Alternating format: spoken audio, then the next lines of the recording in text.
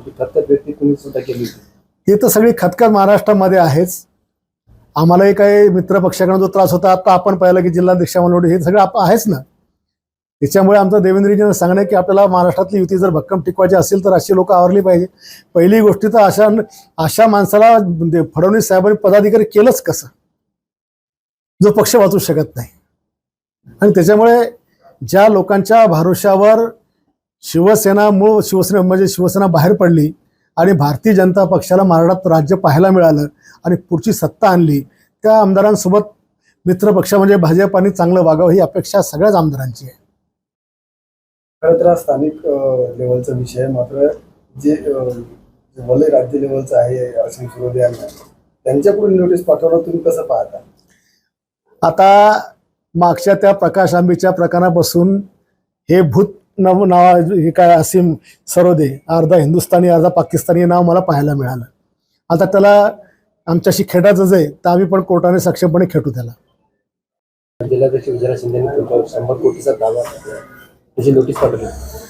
100 कोटीचा दावा त्याने ठोकला याचा अर्थ नक्कीच त्यांच्या मागच्या 35 वर्षाच्या किंवा 40 वर्षाच्या राजकीय कारकिर्दीत 1000 कोटीची कमाई नक्कीच त्याने केली असणार. आणि त्याच्यामुळे जर 100 कोटीचा दावा टाकत असतील तर आता मला पण त्यांची ईडीकडे किंवा सीआयडीकडे तक्रार करावं लागेल की एवढे पैसे यांनी कुठून आणले म्हणून. आणि मी नोटीस त्याच्यामध्ये वाचली, त्याच्यामध्ये त्यांनी सांगितलं की मी त्यांच्या आशिलाला बदनामीकारक बोललो. अरे, नगरपालिकेच्या नगराध्यक्षाच्या निवडणुकीमध्ये माझ्या पत्नीने त्याचा 14,700 मतांनी पराभव केला. ज्याची इज्जतच जनतेने ठेवली नाही त्याची बेइज्जत मी काय करणार आहे. जो विधानसभेत 3 वेळेस 4 नंबरला न गेला, पहिल्या वेळा त्याला आम्ही निवडून आणलं, दुसऱ्या वेळेला काँग्रेसनं आणलं, तिसऱ्या वेळेला काँग्रेसनं आलं, जो कधी स्वतःच्या बरोबर जिंकला नाही. आणि आता नगरपालिकेत तर त्याचे 3-13 वाजले. आणि त्या नोटीसमध्ये वारंवार मला सांगितलं की तुमच्यावर असे गुन्हे होते ना. बाळासाहेब ठाकरेंचा शिवसैनिक होतो, गुन्हे आमचं आभूषण होतं आणि आमच्यावरचे गुन्हे हे धर्मरक्षणाकरता झालेले आहेत, मुलींच्या रक्षणाकरता झाले आहेत, हे गोरगरिबांच्या शेतकऱ्यांच्या आंदोलनाकरता आमच्यावरती गुन्हे झाले आहेत. आणि आजच्या तारखेला एकही गुन्हा आमचा पेंडिंग नाही, सगळे गुन्हे आमचे संपलेले आहेत. न्यायालयाने आम्हाला सगळ्या प्रकारे निर्दोष केलेला आहे. आणि आज मी बुलढाणा जिल्ह्यात केलेला विकास, मी जे काही इतकं एक आमदार महाराष्ट्रात काय करू शकतो हे जे मी करून दाखवलं, याच्यामुळे यांना जळफळाट होऊन राहिलेला आहे. आणि म्हणून अशा प्रकारच्या नोटीस त्यांनी दिल्या आहेत.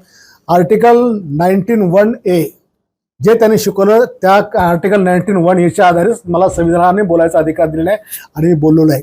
आणि मी अजूनही प्रतीक्षेत आहेत की जे आरोप मी केले होते ते 100% खरे होते.